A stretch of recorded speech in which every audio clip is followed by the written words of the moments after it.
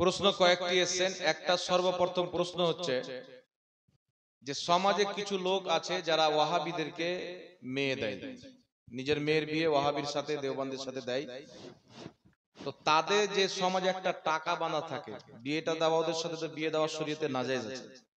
তো ওই টাকাটা নিয়ে মসজিদে লাগানো যাবে কিনা, এই প্রশ্নটা হযরত করেছেন। সর্বপ্রথম আমি একটা কথা আপনাকে বলি, আল্লাহ কুরআন পাকে বলেছেন, ইয়া আইয়ুহাল্লাযীনা আমানু লা তাত্তাখিযু আবাআকুম ওয়া ইখওয়ানাকুম আউলিয়া। আল্লাহ পাক বলছেন, হে ঈমানদার, যদি তোমার বাপ, যদি তোমার আপন ভাই ঈমান আনার পর, নিজেকে মুসলমান বলার পর আল্লাহ বা আল্লাহর রাসূলের বিপক্ষে কথা বলে বা তাদের গুস্তাখি করে, বেয়াদবি করে, যদি তোমার আপন বাপ হয়, আপন ভাই হয়, তার সাথে তোমার কোনো সম্পর্ক নাই। রাসূল করিম সাল্লাল্লাহু তাআলা আলাইহি ওয়াসাল্লামের একজন সাহাবী কালমা পড়ে মুসলমান হলেন। তিনার মা বললেন, বেটা, তুমি যদি মুহাম্মদ সাল্লাল্লাহু আলাইহি ওয়াসাল্লামের কালেমাকে না ছাড়ো, আমি খাবার খাবো না। একদিন দুই দিন হয়ে গেল, মা খাবার খায় না। সাহাবী রাসূল পাকের নিকটে গেছেন, ইয়া রাসূলুল্লাহ, আমার মা এরকম কথা বলেছেন, যদি আমি আপনার দ্বীনকে না ছাড়ি তাহলে আমার মা খাবার খাবে না, মরে যাবে। রাসূল পাক বলেছেন, তোমার মাকে গিয়ে বলো আমি আল্লাহ আল্লাহর রাসূলের সত্য দ্বীন গ্রহণ করেছি, এতে তুমি যদি না খাও আমার কিছু করার নাই। কারণ মা বাপকে ছাড়া যাবে কিন্তু আল্লাহর দ্বীনকে ছাড়া যাবে না। সুবহানাল্লাহ। ইমাম বাইহাকী সংকলন করেছেন, হযরতে আবু উবাইদা সাহাবী রাসূল, ওনার বাপের নাম হলো জাররা, ওনার বাপের নাম হলো জাররা, আর ওনার নাম হচ্ছে আবু উবাইদা। ওনার বাপ হচ্ছেন কাফের আর হযরতে আবু উবাইদা হচ্ছেন মুসলমান। যুদ্ধের ময়দানে লড়াই চলছেন, বাপ এসে কাফিরের পক্ষে, আবু উবাইদা গেছেন নবীর পক্ষে। লড়াই চলতে আছেন, তো জাররা ওই জামানার বহুত বড় যোদ্ধা ব্যক্তি ছিল। 20 জন, 30 জন, 50 জন মিলে একসাথে তার সাথে তলোয়ার চালিয়ে লড়াই করে পারতো না, এত বড় শক্তিশালী ছিল। তো যুদ্ধের ময়দানে যেই সাহাবী তার সামনে যায় তাকে শহীদ করে দেয়। হযরতে আবু উবাইদা রাদিয়াল্লাহু তাআলা আনহু নবীর দরবারে ছুটে আসলেন যুদ্ধের ময়দান থেকে, ইয়া রাসূলুল্লাহ, আমার বাপ জাররা অনেক শক্তিশালী, তার সাথে যেই ব্যক্তি যুদ্ধ করতে যাবে সেই ব্যক্তি শহীদ হয়ে যাবে। হুজুর, আপনি আমাকে অনুমতি দেন, আমি আমার বাপের সাথে লড়াই করব, কারণ আমি যুদ্ধ করতে শিখেছি আমার বাবার কাছে, ও কেমন ভাবে যুদ্ধ করে, লড়াই করে আমি জানি। নবী বললেন, না, তুমি তোমার বাপের সামনে যেও না। নবী পাক কেন নিষেধ করলেন? মুনাফিকরা ইসলামকে বদনাম করার সুযোগ চাচ্ছিল। যদি আবু উবাইদা নিজের বাপের সামনে যায় লড়াই করে, হয়তো বাপ মরবে নচেত বেটা। তো মুনাফিক একটা গুজব ছড়াবে মুহাম্মদ সাল্লাল্লাহু আলাইহি ওয়াসাল্লাম এমন একটা দিন নিয়ে এসেছে যে বাপ বেটাতে মারামারি করে। সুতরাং যেই দিন বাপ বেটাকে হত্যা করে বা বেটা বাপকে হত্যা করে, ওই দিন কোনোদিন সত্য দিন হতে পারে না। নবী নিষেধ করে দিলেন। হযরতে আবু উবাইদা আবার গিয়ে লড়াই করছেন, বিভিন্ন কাফিরের সাথে যুদ্ধ চলছেন। তাকিয়ে দেখছেন তিনার বাপ জাররা সাহাবী যাই শহীদ করে দেয়। হযরতে আবু উবাইদা সহ্য না করে ঝাঁপিয়ে তার বাপের সামনে তলোয়ার উঠে এমন একটা কোপ মারলেন, বাপের গর্দান কেটে জমিনে পড়ে গেল, তিনার বাপ মরে গেল। হযরতে আবু উবাইদা ঘুটনাকে জমিনে ফেলে চিৎকার মেরে কান্না করতেছেন। সাহাবায়ে কেরাম বলছেন, আবু উবাইদা কি জন্য কান্না করছো? বাবাকে মেরেছো তাই?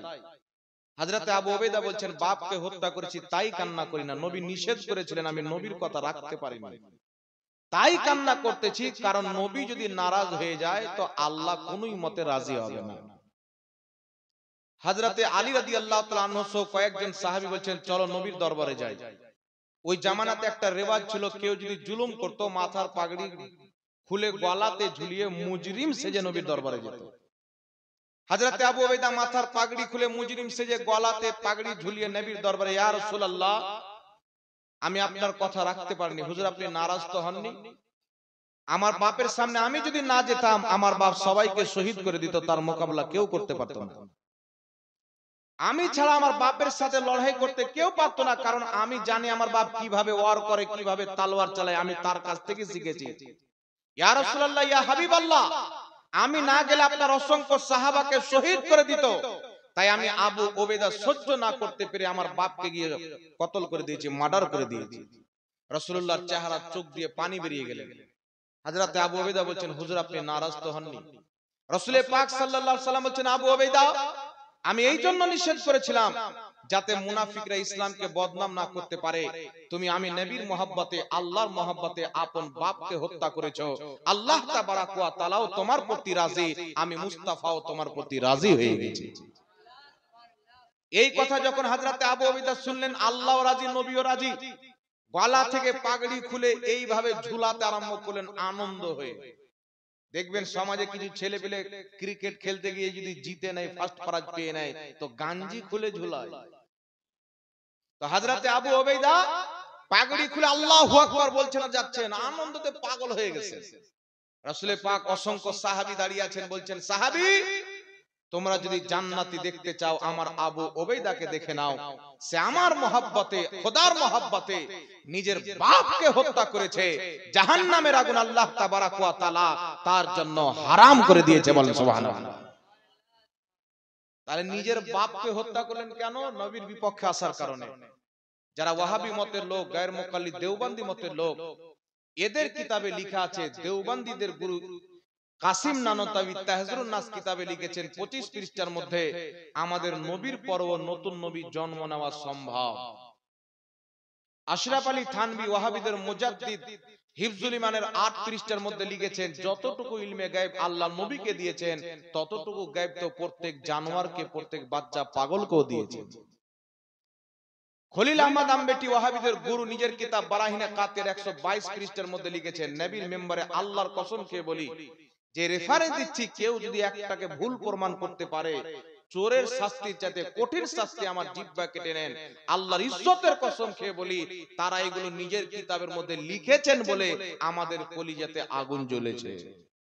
আমাদের বাপ মাকে গালি দিয়ে দিতেও আমরা কিছু বলতাম না, কিন্তু নবীর ব্যাপারে লিখছেন যে শয়তানের ইলম বেশি, এটা কোরআন দ্বারা প্রমাণিত, কিন্তু নবীর ইলম বেশি, এর কোনো দলিল নাই। সুতরাং শয়তানের জ্ঞানকে বেশি মানা ঈমান, নবীর জ্ঞান বেশি মানলে শিরক হবে। নাউজুবিল্লাহ। রশিদ আহমদ গাঙ্গুই ফাতাওয়া রশিদিয়ার মধ্যে লিখছে, আল্লাহ ঝুট বল सकता है, আল্লাহ মিথ্যা বলতে পারে। তাকওয়াতুল ঈমান ইসমাইল দেহলভী লিখছেন, নবী মরে মাটির সাথে মিশে গেছে 50 পৃষ্ঠার মধ্যে। 51 পৃষ্ঠার মধ্যে লিখছেন, নবীর সম্মান বড় ভাইয়ের সমতুল্য করতে হবে, বেশি করলে শিরক হবে। সেই একই কিতাবের মধ্যে লিখছে, গ্রামের যেমন চৌধুরী হয়, মন্ডল হয়, নবী উম্মতের কাছে এতটুকুই হাইসিয়ত রাখে, আর বেশি নয়। সিরাতে মুস্তাকিমের 148 পৃষ্ঠার মধ্যে ইসমাইল দেহলভী ওয়াহাবিদের ইমাম লিখছে, নামাজের মধ্যে গরু, ছাগল, এমনকি যে জিনার শরণ যদি চলে আসে, নামাজের কোনো ক্ষতি হবে না, নামাজ হয়ে যাবে। মুহাম্মদ রাসূলুল্লাহর শরণ আসলে নামাজ হবে না। এতগুলো বেয়াদবি করার পর, এতগুলো গুস্তাখি করার পর বলেন, পৃথিবীর মুসলমান তার সাথে যদি রিশতেদারি করি, তো যেই ব্যক্তি নবীর বেয়াদবি করবে তাকে আপনি কি বলতে চাচ্ছেন? সকল উম্মত একমত। ইমাম কাজী আয়াজ শিফা শরীফের মধ্যে লিখছেন, নবী তো অনেক বড় হাস্তি, কেউ যদি নবীর জুতো মুবারকের বেয়াদবি করে, ওই ব্যক্তি কাফির হয়ে যাবে। নবীর জুতো মুবারককে কেউ যদি জুতুয়া বলে দেয়, কাফির। নবীর চুল মুবারককে কেউ যদি চুলুয়া বলে দেয়, ব্যক্তি কাফির। সকল উম্মত একমত। তাহলে যেই ব্যক্তি লিখেছে নবী মরে মাটির সাথে মিশে গেছেন, যেই ব্যক্তি লিখেছে নবীর পরে নবী আসতে পারে, নবীর জ্ঞান চাইতে শয়তানের জ্ঞান বেশি, নবীর মতন জ্ঞান তো প্রত্যেক জানোয়ারকে আছে, এর চাইতে বড় গুস্তাখি আর কি হতে পারে?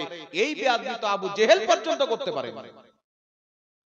এতগুলি বেয়াদবি করার কারণে আমাদের কলিজার মধ্যে আগুন লেগে আছে। বাবা, এরা লিখেছে আল্লাহ মিথ্যা বলতে পারে। ইসলামের আকীদা হচ্ছে আল্লাহ প্রত্যেক জিনিসের প্রতি কুদরত রাখে, আর কিছু কিছু জিনিস আল্লাহর জন্য করা অসম্ভব। যেমন আল্লাহর জন্য নিজের মতন আর একটা আল্লাহ তৈরি করা অসম্ভব, হতে পারে না।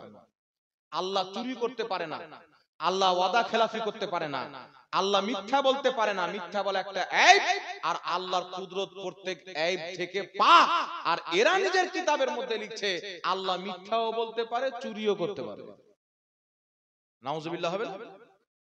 এতগুলো গুস্তাখি করার পর সাহাবা নিজের বাপকে ছাড়েনি। আল্লাহ বলছেন, তোমার বাপ যদি নবীর বিপক্ষে কথা বলে, তার সাথে তোমার কোনো সম্পর্ক নাই। তো কে ওর আমার কি হলো? রাসূলুল্লাহর এতগুলো বেয়াদবি যারা করেছেন, তাদের দলে যারা থাকবে, তাদের সাথে রিশতেদারি করতে আল্লাহর নবী নিষেধ করেছেন, আল্লাহ নিষেধ করেছেন। এই জন্য মুসলমানদের প্রতি ফরজ, তারা যেন আল্লাহ আল্লাহ রাসূলের হুকুম অনুযায়ী জীবন যাপন করে, তাহলে তাদের জন্য দুনিয়াতেও ভালাই আছে, আখিরাতেও ভালাই আছে। কথা আমার বুঝতে পারছেন বাবা? তো সর্বপ্রথম এটা বাদ দিতে হবে। কিছু লোকের প্রশ্ন হতে পারে, হুজুর যারা দিয়ে দিয়েছি কি করব? তো আপনি যদি ভুল করে পায়খানা খেলেন তাহলে বারবার খাবেন? এই ভুল যেন আর জীবনে না হয় যাচাই বাছাই করতে হবে, ঠিক না ঠিক বাবা? এই জন্য ভবিষ্যতে বাঁচবেন। যারা দিয়ে দিয়েছেন 3-4টা ছেলে হয়ে যান, বলবো না যে তালাক নিয়ে নিন। ভবিষ্যতে বাঁচেন, সমাজকে বাঁচান, ঈমানকে বাঁচিয়ে রাখেন, আল্লাহর কাছে তওবা করেন। আহলে সুন্নাত ওয়াল জামাত যদি গরীবও থাকে তাকে মেয়ে দেন, ও জীবনে নবীর গুস্তাখ হবে না। আর যদি চাকরিওয়ালা জীবিকা ব্যক্তিকে যদি আপনি মেয়ে দেন আর তার যদি আকীদা খারাপ হয়ে যায়, তাহলে ও তো জাহান্নামে যাবে। তো দুনিয়াটা কদিনকার আছে বাবা? আসল জিন্দেগির মাজা তো হচ্ছে জান্নাতে। আসল জিন্দেগি তো জান্নাতে আমরা যাপন করব, চিরস্থায়ী থাকবেন। দুনিয়া তো কয়েক বছরকার জিন্দেগি। এইজন্য আল্লাহ পাক বুঝার তৌফিক দান করুক, সকলে পড়েন আল্লাহুম্মা আমিন। যাক, সাহাবায়ে কেরাম নবী পাককে অনেক মুহাব্বত করেছেন। তো যারা ওয়াহাবীর সাথে নিজের মেয়ের বিয়ে দিচ্ছেন, তাদের টাকা সমাজের মধ্যে লিবেন না। কথা বুঝতে পারছেন? তাদের টাকা সমাজের টাকা লিবেন না।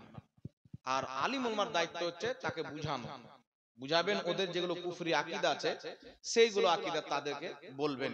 তবে সেই টাকাটা যদি আপনারা নিয়ে নেন সমাজের মন্ডল মাতাবর, তাহলে মসজিদে আরো বিভিন্ন এক্সট্রা কাজ আছে, ওইগুলো কাজে লাগিয়ে দিবেন, মূল মসজিদে লাগাবেন। যাক, আর আরেকটা কি বললেন উনি? বললেন হ্যাঁ, ফাতিহা। যেমন গৌস পাক রাদিয়াল্লাহু তাআলা আনহু বা খাজা মঈনুদ্দিন চিশতি রাহমাতুল্লাহ আলাইহি, ইনাদের যে ফাতিহা হয়, বা আজকে যেমন উরুস হচ্ছে, তো উঠলো 5000 আর খরচ হলো 3000, তো বাকি 2000 টাকা কি করব? মসজিদে কি লাগানো যাবে? তো মনে রাখবেন, সমাজের মধ্যে যদি এটা প্রচলিত থাকে যে যেই টাকা আমরা দিচ্ছি ফাতিহা হবে, আর যেটা বেঁচে যাবে এটা মসজিদে লাগবে, যারা দিচ্ছে তারাও জানে কিছু ফাতিহা লাগবে কিছু মসজিদে, তাহলে ওই টাকা মসজিদে লাগানো জায়েজ হবে। কথা বুঝতে পারছেন? আরেকটা কি প্রশ্ন করেছিলেন? আরেকটা কিছু বলেছিলেন? হ্যাঁ, সমাজের মধ্যে একতা কি করে হবে? দেখেন বিরাদ ইসলাম, সমাজের মধ্যে একতা কি করে হবে? এটা নবী পাক সাল্লাল্লাহু তাআলা আলাইহি ওয়াসাল্লামের জীবন আদর্শকে যদি মেনে চলা যায় তো সমাজের মধ্যে একতা থাকবে। আসলে আমরা আল্লাহর নবী সাল্লাল্লাহু তাআলা আলাইহি ওয়াসাল্লামের যে জীবন আদর্শ আছে সেগুলোর ব্যাপারে আমরা জানি না, যে সমাজ কি করে চালাতে হবে, সমাজের মধ্যে কি করে চলতে হবে। সমাজের যারা মেন দায়িত্বে আছেন, নেতা মাথা আছেন, কমিটির দায়িত্বে আছেন, তাদের কর্তব্য হচ্ছে কোন ব্যক্তি, যেমন আপনাদের গ্রামে এসে আমি শুনতে পেলাম যে কিছু লোক মসজিদে নামাজ পড়তে আসে না, তো গ্রামে অবশ্যই কমিটি আছে। তো ওই কমিটির দায়িত্ব হচ্ছে কোন একজন যোগ্য মুফতিকে ডেকে, কালিয়াচকে মুফতির পালা লাগা আছে। এখন তো কালিয়াচক আঞ্জুমানের কাজ, দারুল কাজা, কাজীও তৈরি হয়ে গেছে। তো এলাকারকে ঐক্যবদ্ধ রাখার তরিকা হচ্ছে যে মেন একজন মুফতিকে ডেকে, তাদেরকে ডেকে আমরা শরীয়তের মাসআলা জানবো। সে যে মসজিদে নামাজ পড়তে আসে না সে কারণটা বলবে, সে তার কারণটা কি যে সে মসজিদে নামাজ পড়তে আসে না, তাহলে সেই মুফতি এসে যে ফয়সালাটা দিবে ওই ফয়সালা উভয় পক্ষকে মানতে হবে, তাহলে আর দ্বন্দ্ব থাকবে না। থাকবে কি বাবা? কথা বুঝতে পারছেন? আল্লাহ পাক পবিত্র কোরআনে বলছেন ফাসআলু আহলা যিকরি ইন কুনতুম লা তা'লামুন, যেটা তোমরা জানো না যারা জানে তাদের কাছে গিয়ে জেনে নাও।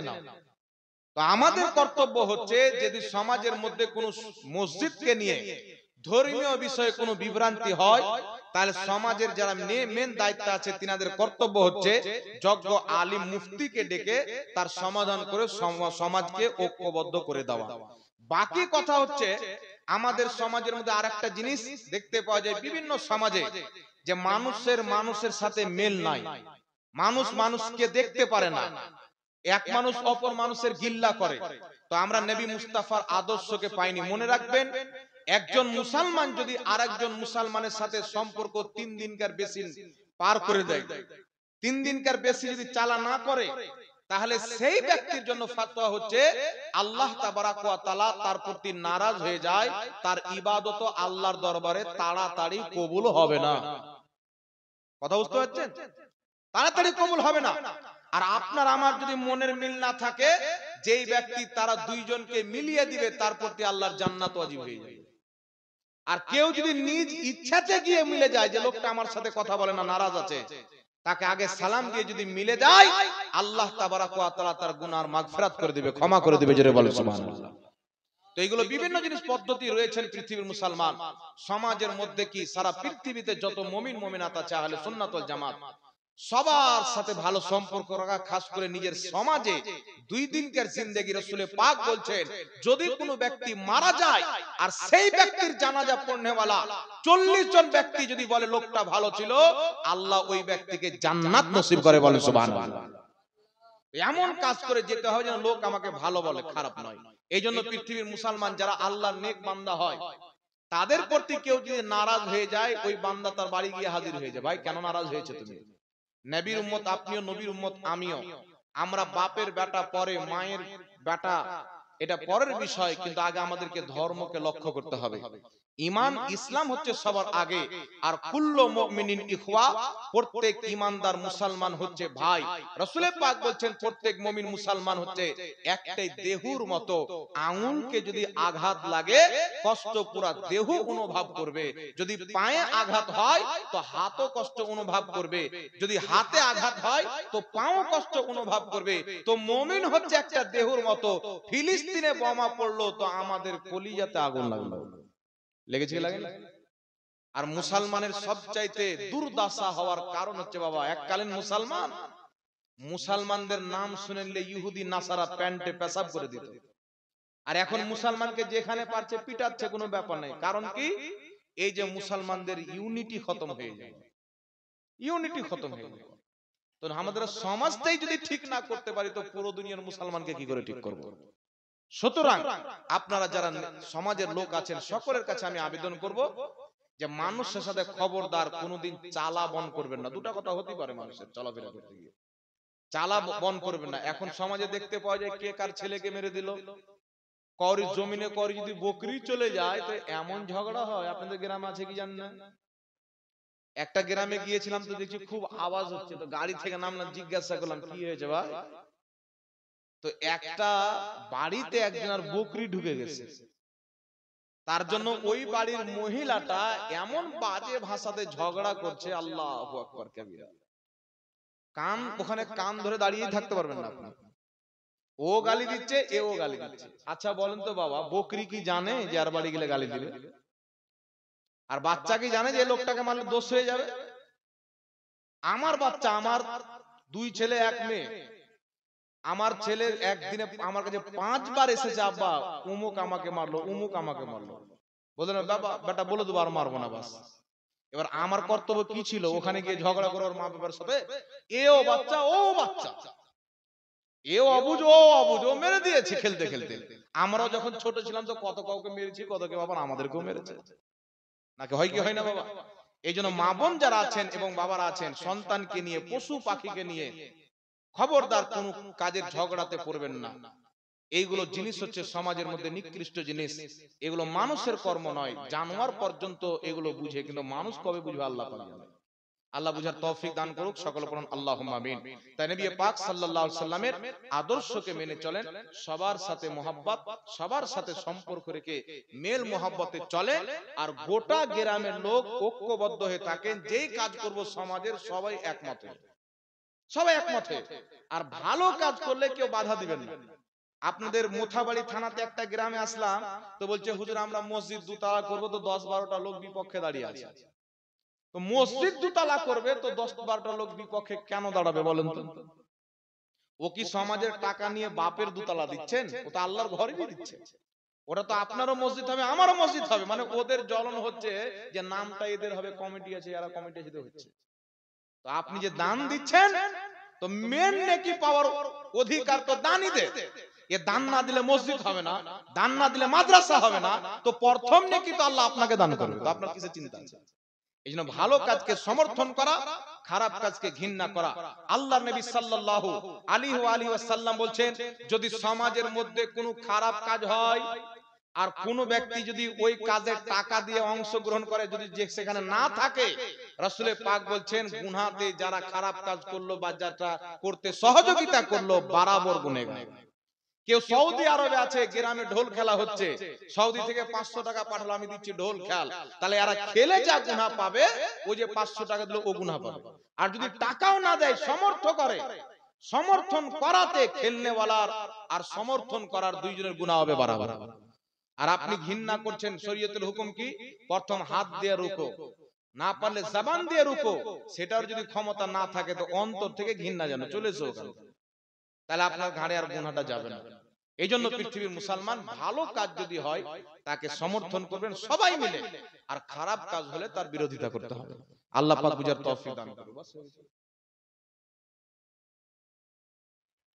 বলেন বলেন, এ নাজিম কি বলো, বলো না, মানুষগুলো বলতে বলো, কি যে বলতে বললো না, কনফিউজ হয়ে যাবে।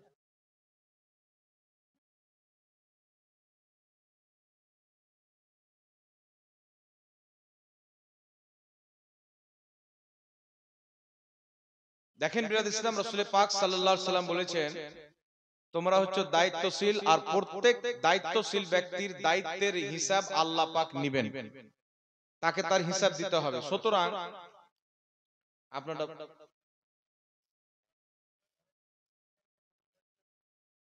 ঠিক আছে, এক মিনিট দাঁড়াও, এই দাঁড়াও, ভাগছো কেন, দাঁড়াও, বলে যাবে, দাঁড়াও। প্রথম কথা হচ্ছে বিরাদুল ইসলাম, একটা কথা হচ্ছে যে সমাজের যে ব্যক্তি মেন দায়িত্ব আছে তারাই যদি ভুল পথে থাকে তাহলে কি হবে? মনে রাখবেন, সমাজের লোক, মসজিদের কমিটি বা সমাজের মন্ডল অযোগ্য ব্যক্তিকে রাখা মানে কিয়ামতের আলামত। রাসূল পাক বলেছেন, অযোগ্য ব্যক্তিকে যখন কোনো মাসনাদে বসানো হবে, যেই জায়গাতে বসার তার যোগ্যতা নাই, যেই পদে থাকার, ওই পদ যখন দেওয়া হবে তোমরা মনে করে নিবে কিয়ামত অতি নিকটে আছে। তো যেমন মসজিদের কমিটি হয়, অনেক জায়গায় দেখতে পাওয়া যায় সুদখোর, নামাজ পড়ে না, ও যাচ্ছে কমিটিতে। বেনামাজিকে মসজিদের কমিটি রাখা টোটালি জায়েজ না, একবারে না জায়েজ। যারা রাখবে তারা পাপী হবে। তো সমাজের মধ্যে যেই ব্যক্তির দায়িত্ব আছে, ওই ব্যক্তি যদি তার দায়িত্ব মোতাবেক না চলে আর শরীয়ত বিরোধী কাজ করে, তাহলে তার কাছ থেকে দায়িত্ব ছিনিয়ে নিয়ে যেই ব্যক্তি দায়িত্বের যোগ্য আছে তাকে দায়িত্বটা দিতে হবে। কথা বুঝতে পেরেছেন? তাকে দায়িত্বটা দিতে হবে। তো কেউ যদি ভুল কাজ করে, সমাজের নেতা হোক, মাথা হোক, ধরেন আপনাদের সমাজের একজন ব্যক্তি মানে মেন জায়গাতে রেখেছেন, মসজিদের কমিটি আছে, সভাপতি, ধরে সভাপতি সাহেব ভুল পথে আছে, তাহলে হুজুর কি করব? তো গ্রামের লোক বসে সভাপতিকে বলেন, এটা আপনার ভুল হচ্ছে। ও যদি শুধরে নেই তো আলহামদুলিল্লাহ, আর না শুধরাই ভুল পথে থাকে তাহলে ওর পথটা চেঞ্জ করে দিতে হবে, নিজে ছেড়ে দিতে হবে। এটা হচ্ছে শরীয়তের ফয়সালা। আমি যে জায়গাতে থাকবো আমাকে ঈমানদার শুদ্ধ হয়ে থাকতে হবে। আল্লাহ পাক বুঝার তৌফিক দান করুন। যাক, হয়ে গেছে বাবু, তোমারটা বলো। একটা মানুষ বলেছেন নামাজ না পড়লে জালসা শোনা হারাম। তো জালসা না শুনলে ওই নামাজি কে বানাবে? ওর বাবা বানাবে নাকি? দেখেন বিরাজ, কিছু লোক এটা ধারণা মানুষকে দিতে চায় ওয়াহাবিদের মধ্যে, নামাজ পড়ে না জুলুস করছে, নামাজ পড়ে না হুসেনের মহরমের জালসা করছে, এইগুলো মানুষের মধ্যে একটা গালাত তাআসসুব দিতে চায়, ভুল ধারণা। একজন ব্যক্তি নামাজ পড়লো না, ওই মৌলবীকে বলবে যে নামাজ যখন পড়ে না তো তোর মাদ্রাসায় ওর দানও নিস না, তোর মসজিদে ওর দানও নিস না। তো যখন বেনামাজি ব্যক্তির দান চলে তো ওই লোকটার জালসা শোনা চলে, বরং বেনামাজিকে জালসা বেশি করে শুনতে হবে। কারণ কখনো আল্লাহ জালসা শোনার মাধ্যমে যদি তাকে নামাজি বানিয়ে দেয় নাকি? আর জালসাতে যাবে তেই তো 10টা কথা শিখবে। রাসূল পাক সাল্লাল্লাহু আলাইহি সাল্লাম বলেছেন, তাফসীরে কবিরের মধ্যে হাদিস, আল্লাহর নবী বলেছেন, যখন কোনো ব্যক্তি দ্বীন শিক্ষার ইরাদা করে, আল্লাহ সঙ্গে সঙ্গে তার প্রতি রহমতের ফেরেশতা নিক্ষেপ করে। যখন বাড়ি থেকে দ্বীন শিখবো বলে বেরিয়ে যায়, জিবরিল আলাইহিস সালাম তার কদম তলে নিজের ডানাকে বিছিয়ে দেয়। ওই ব্যক্তি যদি রাস্তাতে মারা যায়, দ্বীন শিক্ষার প্রতিষ্ঠানে উপস্থিত হতে পারেনি, তাহলে সেই ব্যক্তিকে আল্লাহ শহীদের মর্যাদা দান করে। আর ওই ব্যক্তিকে যখন কবরস্থানে দাফন করা হয়, তার ডান দিক বাম দিককার 40টি কবরের আযাব তার কবর হওয়ার বরকতে আল্লাহ ক্ষমা করে দেয়, বলেন সুবহানাল্লাহ। তো দ্বীন শিখতে কোথায় যায়? এক মাদ্রাসাতে, নচেত পীর সাহেবের খানকাতে, নচেত জালসাতে। এটাও একটা দ্বীন শিক্ষার জায়গা। ওয়ালাইকুম আসসালাম।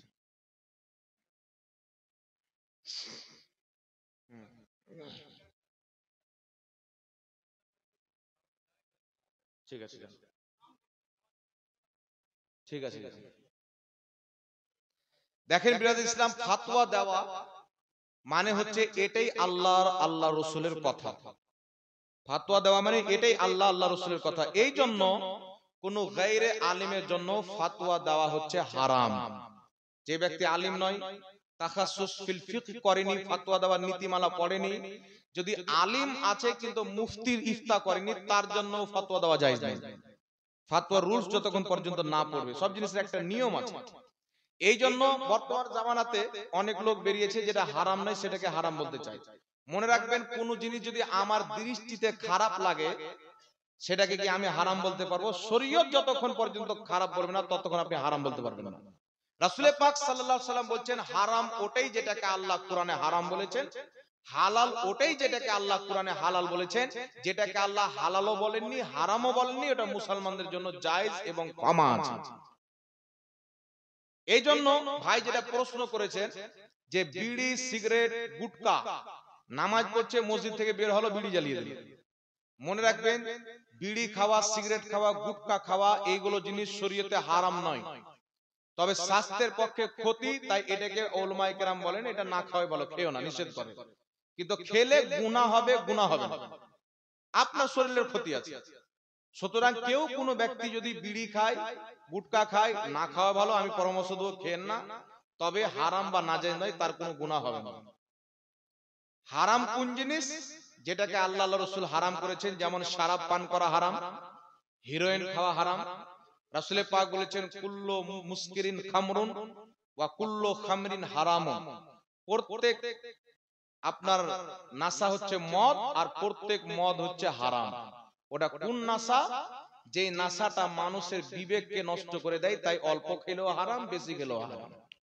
কথা বুঝতে পারছেন? আর এক বান্ডাল বিড়ি যেগুলো চাচা বিড়ি খায় দিয়ে দিবেন, আর কিচ্ছু হবে না, আরো বলে তাগড়া হয়ে যাবে। কিন্তু খেন না, একজন নামাজি মানুষ এগুলো বিড়ি টিড়ি খাবে, এটা ভালো লাগে না। আমি পরামর্শ দেবো এগুলো জিনিস খেয়েন না, ভালো জিনিস খান, শরীর ঠিক থাকবে, সব ঠিক থাকবে, তবে এটা হারাম নাজেজ নয়। তবে লক্ষ্য রাখতে হবে, কেউ পান খাচ্ছে, জর্দা দিয়ে নামাজ পড়তে যাচ্ছে, তার মুখে জর্দার গন্ধ যদি থাকে তো এটা মাকরুহ তাহরিম হবে, এটা গুনহার কাজ হবে। এই জন্য যারা বিড়ি খাচ্ছেন, বিড়ি খাবেন না, আর খাচ্ছেন বলার পরও আপনি খাচ্ছেন তো ভালো করে মিসওয়াক করে চেক করে যাবেন নামাজ পড়তে, মুখে যেন কোনো গন্ধ না থাকে। পেঁয়াজ খাওয়া যায় না, না যায়? পেঁয়াজ খাওয়া যায়, কিন্তু ওটা খেয়ে মসজিদে যাওয়া মাকরুহ তাহরিম, গন্ধর কারণে। কথা বলছেন, গন্ধ যদি মুখে থাকে তো ফেরেশতা আপনার কাছে থাকবে না। তাই আবেদন করব, নামাজি যারা আছেন, যেগুলো জিনিসে গন্ধ আছে এগুলো জিনিস আপনারা খেন না, ফেরেশতা আপনার আশপাশে ঘুরবে, আপনার জন্য মাগফিরাতের দোয়া করবে। যাক, জাযাকাল্লাহ। আর কেউ কিছু জিজ্ঞাসা করিয়েন না, অনেক টাইম হয়ে গেছে। কুরবানির চাঁদ উঠলে মাংস খাওয়া যাবে কি যাবে না? আপনারা না খেলে আমার বাড়ি পাঠিয়ে দিবেন। কুরবানির চাঁদ উঠলে নখ কাটা, মোচ কাটা, নাভির নিচের চুল কাটা, এই সমস্ত জিনিস না কাটা মুস্তাহাব। কোন ব্যক্তির যদি 40 দিন পারিয়ে যায়, তাহলে এইগুলো জিনিস যদি 40 দিন পারিয়ে যায় তাহলে মাকরুহ তাহরিমি হবে। না কাটা মুস্তাহাব, 40 দিন পারালে মাকরুহ তাহরিমি, গুনাহে কবিরা। সুতরাং কুরবানির চাঁদ উঠে গেছে, দেখছে 40 দিন পারিয়ে যাবে, তাহলে তাকে কাটতে হবে। আর 40 দিন যাবে না, তাহলে না কাটা মুস্তাহাব। কথা বুঝতে পারছেন? কেউ বলছে কুরবানিতে গরু জবাই করা যাবে না, গরু জবাই করেন, মুরগি জবাই করেন, খুব খান, মানুষকে খাওয়ান, খুব ভালো, মাংস খাওয়াতে কোনো অসুবিধা নাই, জায়েজ আছে। জাযাকাল্লাহ। সালাতু সালাম পাঠ করেন। ইয়া নবী সালাম আলাইকা, ইয়া রাসূল সালাম, या हबीब सलाम अलैका।